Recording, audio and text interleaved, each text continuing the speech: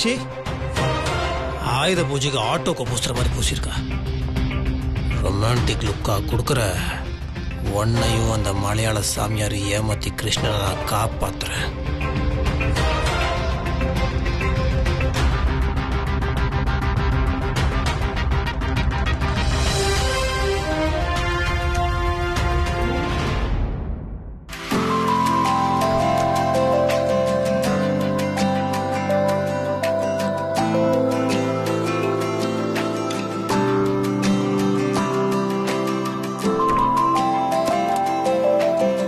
அத்தைக்கு இந்த சந்தோஷமான விஷயத்தை ஷேர் பண்ணணும்.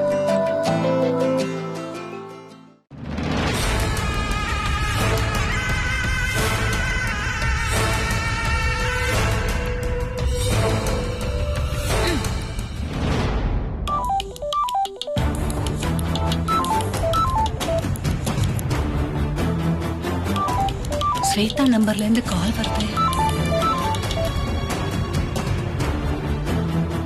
ஹலோ ஹலோ அத்தை, அத்தை நான் தான் ஸ்வேதா பேசுறேன்.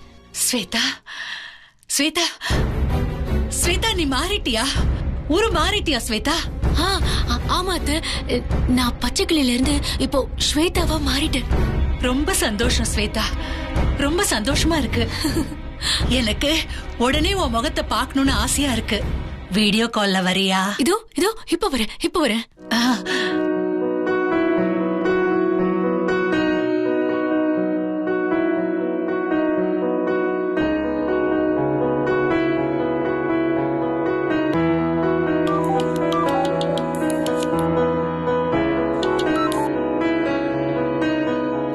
ஹாய் அத்தை.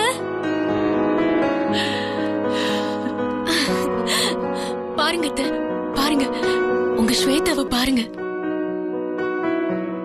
நான் நினைச்சதை சாதிக்கிறதுக்கு கிளியா உருமாறினேன். இப்ப மறுபடியும் பழைய உருவத்துக்கு திரும்பவும் வந்துட்டேன் அத்தை. இந்த உருவத்துல உன்னை பார்த்து எவ்வளவு நாளாச்சு. நீ கிளியா இருந்து எவ்வளவு கஷ்டப்பட்டுட்ட. நீ அன்னைக்கு கிளியா இருக்கிறப்போ உன்னை மயக்க நிலைமையில பார்த்துட்டு தவிச்சது எனக்கு தாமா தெரியும். எல்லாம் அந்த பாழா போன வெண்ணிலாவால வந்தது. அவ இந்த சிம்ரன் எல்லாரும் வந்து ஆட்டி படைக்கிறாங்க. அவளாலதான் இவ்வளவு கஷ்டமும். அத்தை விடுங்க, அதெல்லாம் பழைய கதை. இனிமே புது கதைய பேசுங்க. இன்னைக்கு ஒரே ஒரு நாள் தான் அத்தை. நம்பூதிரி நாளைக்கு காலையில தெய்வ சன்னிதானத்துல வச்சு எனக்கும் மாமாவுக்கும் கல்யாணம் பண்ணி வைக்கிறேன்னு சொல்லியிருக்காரு. முத்தரசு மாமா அப்படியே என் மேல முழு வசியத்துல இருக்காரு அத்தை. என்ன பார்த்து சிரிக்கிறாரு, என்ன பிடிச்சிருக்குங்கிறாரு, இப்பவே தாலி கட்டணுங்கிறாரு. நிமிஷம் நேரம் அத்தை, அப்பவே தாலி கட்டிருக்க வேண்டியது. நல்ல நாள் இல்லாததுனால அது தப்பி போச்சு. ரொம்ப சந்தோஷம் ஸ்வேதா, ரொம்ப சந்தோஷமா இருக்கு. வர அத்தை, கல்யாணம் பண்ணிக்கிட்டு அந்த வீட்டுக்குள்ள அதிர் வேட்டு மாதிரி வரேன். வந்த வேகத்துல அந்த வெண்ணிலா, சிம்ரன், கலையரசி மொத்த பேரு கண்ணிலையும் விரல விட்டு ஆட்டுற அத்தை. இல்ல ஸ்வேதா, அதுக்கு நீ வர வேண்டியதே இல்ல. உன்னை பார்த்ததுலயே எனக்கு பயங்கரமா தெம்பு வந்துடுச்சு. இப்பவே கையோட போய் அவளுங்களை இந்த வீட்டை விட்டு அடிச்சு துரத்துறேன். உன்னை எதிர்க்கிறதுக்கு இந்த வீட்டுல ஒரு ஆள் இருக்காது. ஆமா அத்தை, நான் வீட்டுக்குள்ள வரும்போது அவங்க எல்லாம் இல்லாட்டியும் கூட பரவாயில்ல, முக்கியமா வெண்ணிலா இருக்கணும்.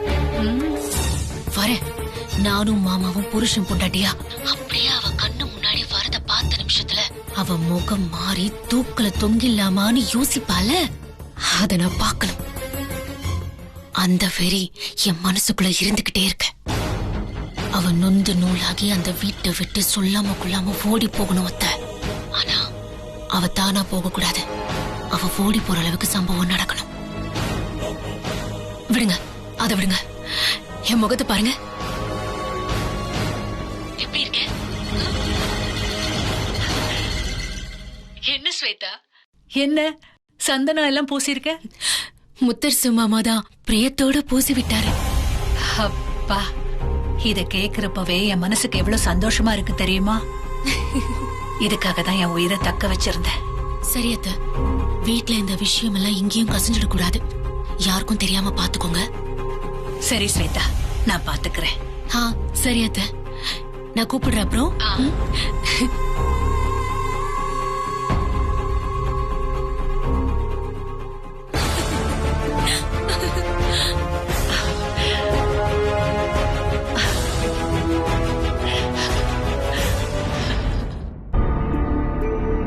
அப்புறம் என்னாச்சு?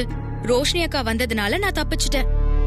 அவங்க தான் என்ன வீட்டுக்கு கூட்டிட்டு போய் அடைக்கலம் எல்லாம் கொடுத்தாங்க.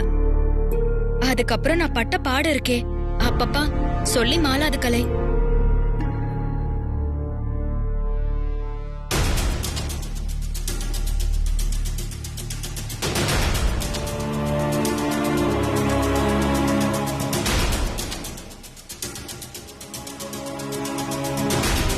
என்ன கலை? அங்க போணுமா? வேற என்ன சொல்றேன்னு புரிய மாட்டேங்குது. புரியுது புரியுது. கிளி எங்கன்னு கேக்குறியா? உன்கிட்ட ஒரு ரகசியம் சொல்றேன், ஆனா அது யாருக்கும் தெரியக்கூடாது. நான் யார்கிட்ட சொல்ல போறேன்னு கேக்குறியா? புரியுது புரியுது. இரு, யாராவது இருக்காங்களான்னு பாக்குறேன். கலை, அது சாதாரண பச்சைக்கிளி இல்ல, அது ஸ்வேதாக்கா. முத்து மாமா அந்த பச்சைக்கிளியா இருந்த ஸ்வேதாக்காவை இந்நேரத்துக்கு மனுஷியா மாத்திருப்பாரு. ஆனா முத்து மாமாக்கு தான் இப்ப வரைக்கும் போன் பண்ண முடியல. அது தொல்லையா இருக்குமேன்னு நான் காத்துக்கிட்டு இருக்கேன். முத்து மாமா கிட்ட இருந்து கண்டிப்பா எனக்கு போன் வரும்னு எனக்கு தெரியும். அது முத்து மாமா ஸ்வேதாக்கா கிட்ட தான் வசியமா இருக்கிற மாதிரி நடிச்சு கல்யாணம் பண்ணிக்கிறேன்னு சொல்லி கூடவே போயிருக்காரு. அவர் போன் பண்ணி ஸ்வேதாக்காவுக்கு தெரிஞ்சிருச்சுன்னா அது பெரிய பிரச்சனை ஆயிடும்ல. அதனாலதான் எனக்கு தவிப்பாவே இருக்கு. கலை, முத்து மாமா தான் போன் பண்றாருன்னு நினைக்கிறேன். வா.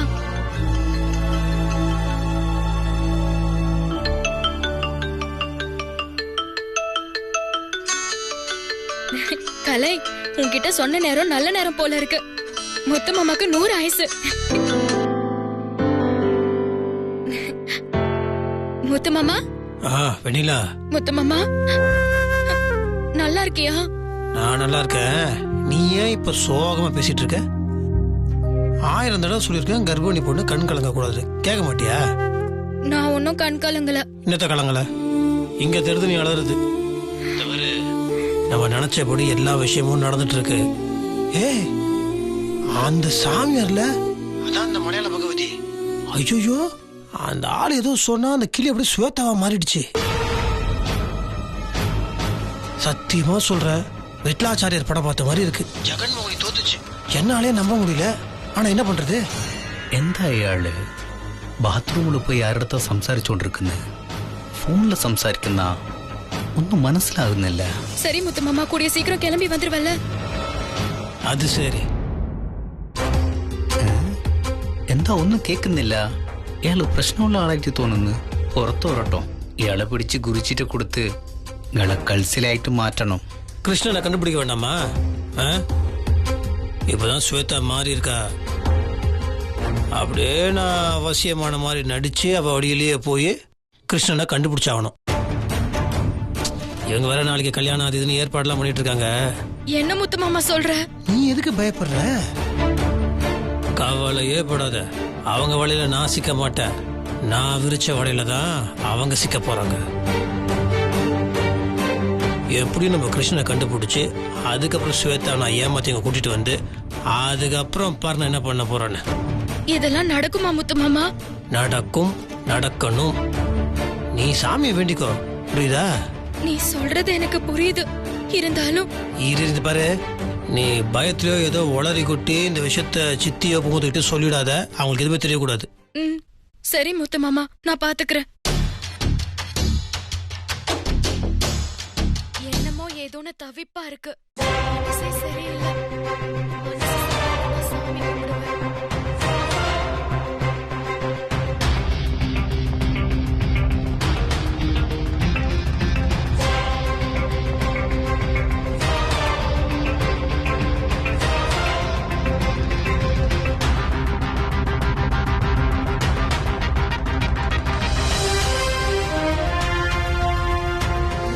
சரி முத்து மாமா, நான் பாத்துக்கிறேன். இவ யார்கிட்ட பேசிக்கிட்டு இருக்கா?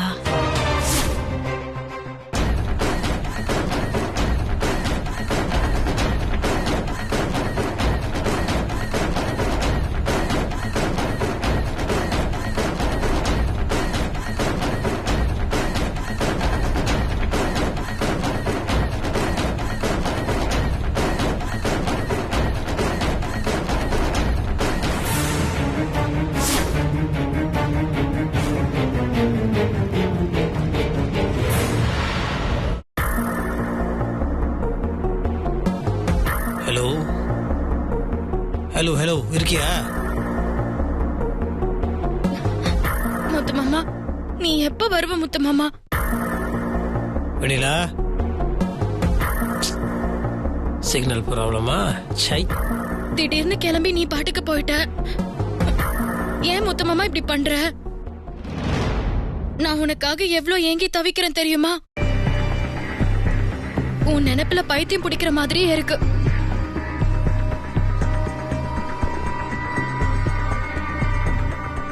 முத்து மாமா இவ்வளவு நாள் கூடவே இருந்துட்டாருல, இப்ப திடீர்னு ஏதோ வேலை விஷயமா கிளம்பி போயிட்டாரு.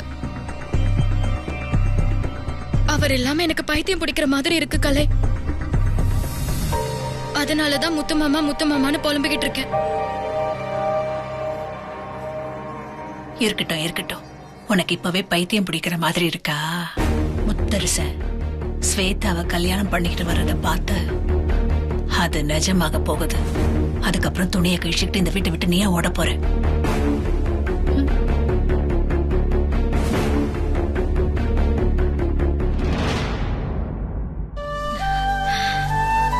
அப்பாடா, நல்ல வேலை தப்பிச்சோம்.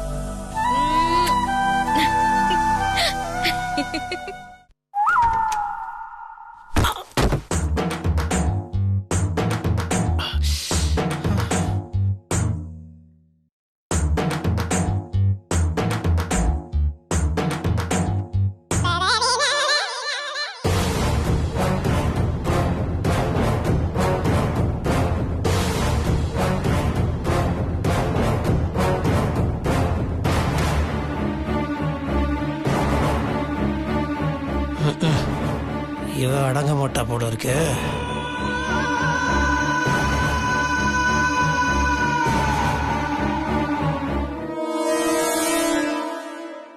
மாமா, இங்க வாங்க.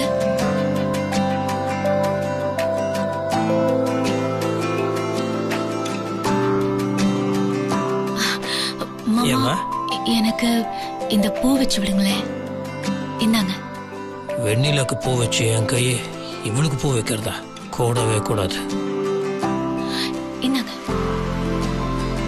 என்ன மாமா, என்ன கேட்டாலும் ஏதோ ரொம்ப யோசிச்சுட்டே இருக்கீங்க. என்ன தயக்கம்? நாளைக்கு நீங்க எனக்கு தாலி கட்டி மனைவி ஆக்கிக்க போறீங்க. சந்தனம் கூட இப்போ கையில கழுத்துல எல்லாம் தடவி விட்டீங்கல்ல. ஒரு தயக்கமும் இல்லையே. அப்புறம் எதுக்கு பூ வச்சு விட இவ்ளோ யோசிச்சுட்டு இருக்கீங்க? நான் யோசிக்கிறதே வேற ஒரு மேட்டர். இப்போ வந்து பூ வைக்கிறது ஒரு விஷயமே கிடையாது. ஆனா அதை எப்ப வைக்கணும், எப்படி வைக்கணும், அதுதான் விஷயம். நாளைக்கு நம்ம கல்யாணம் முடிஞ்சு உன் புருஷனா உன் தலையில பூ வச்சேன்னு வச்சுக்கோயேன், அதுல ஒரு ஃபீல். இப்ப வச்சா அது சும்மா சப்புன்னு இருக்கும். நேத்தே அவன் கடத்துல தலையை கட்டில தான் பார்த்தான அந்த மலையாள சாமியார் தான் அது நல்லா இது நல்லா நேரம் சரியில்லைன்னு சொல்றாரு. அதான் யோசிச்சுட்டு இருக்கேன். சூப்பர் மாமா, சூப்பர். ஏன்னா சிலதெல்லாம் முறைப்படி பண்ணணும், தெரியுதா? அப்பதான் நாளைக்கு நம்ம வம்சம் சங்கதி இதெல்லாம் நல்லா இருக்கும். அதுக்காக தான் சொல்றேன். என் மேல உங்களுக்கு எவ்வளவு பாசம் இல்ல? ஆமா ஆமா. சூப்பர் மாமா. நாளைக்கு நீங்க சொன்ன மாதிரி பூ வச்சு விடுங்க. இப்ப நானே வச்சுக்கிறேன்.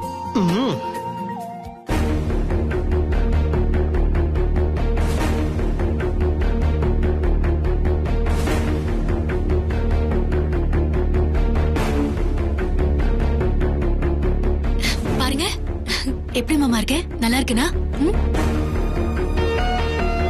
என்ன மாமா, நான் உங்களுக்காக தான் இப்படி எல்லாம் ட்ரெஸ் பண்ணிருக்கேன். நீங்க அதை பார்த்து எப்படி இருக்கு என்னன்னு சொல்லவே இல்ல. அது வர தனியா சொல்லணுமா? அழகு அழகுனா ஸ்வேதா, ஸ்வேதானா அழகு. என்ன ஒரு ஹைட்டு, என்ன ஒரு வெயிட். இதுலதான் பொதக்கட்டியில உளுந்து ஒன்னும் எந்திரிக்கவே முடியல.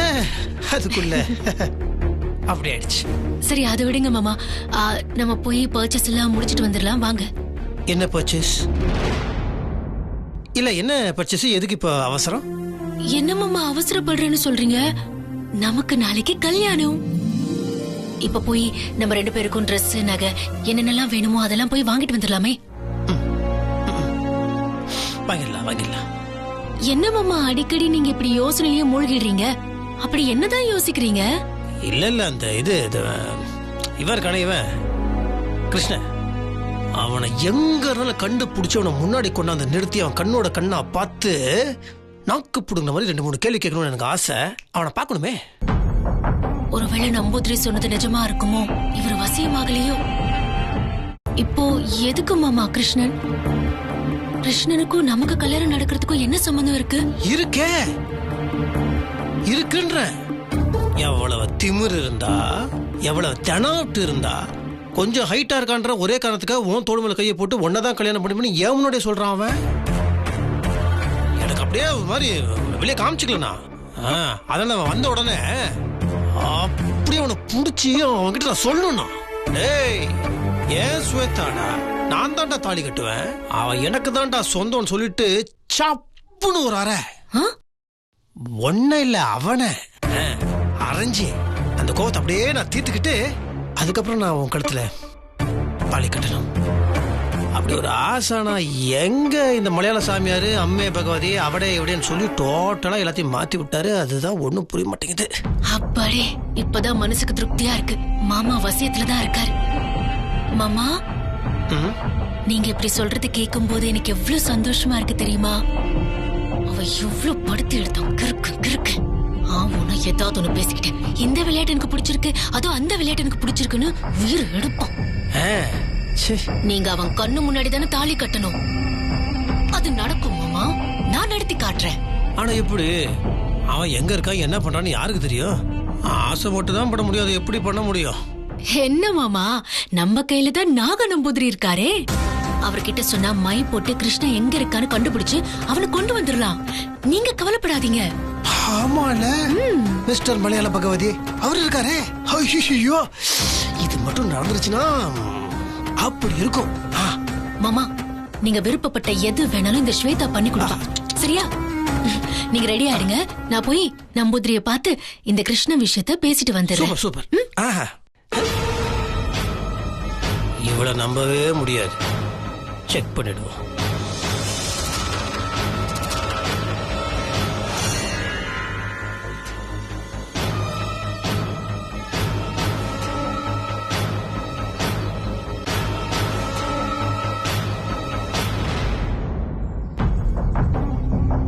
சாமி என்னம்மா ஸ்வேதா, எல்லா ஏற்பாடுகளும் வசதியா இருக்கா?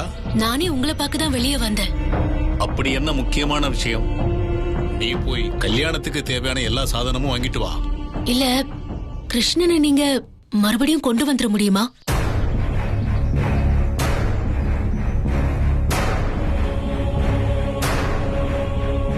இப்ப எந்தனா பேச்சு? முத்தரசு மாமா என்கிட்ட பேசிட்டு இருந்தாரு. கிருஷ்ணன் கண்ணுக்கு முன்னாடி என் கழுத்துல தாலி கட்டி அவனை பழி வாங்கணும்னு மாமா நினைக்கிறாரு. அப்படியா? முத்தரச மேல ஏற்கனவே எனக்கு சந்தேகம் இருக்கு. ஏன்னா அந்த கருப்பண்ணசாமி கயிறோடு அவன் இங்க வந்தான். இப்போ கிருஷ்ணனையும் கேட்கறத வச்சு பார்க்கும்போது அவன் அதுக்காக தான் வந்திருப்பானோன்னு எனக்கு சம்சயம் உண்டு. அப்படியெல்லாம் ஒண்ணும் இல்லையே. மாமா என்கிட்ட நல்லதா இருக்காரு, நல்லா பேசுறாரு. அது நடிப்பா இருந்தா நீ என்ன பண்ணுவ?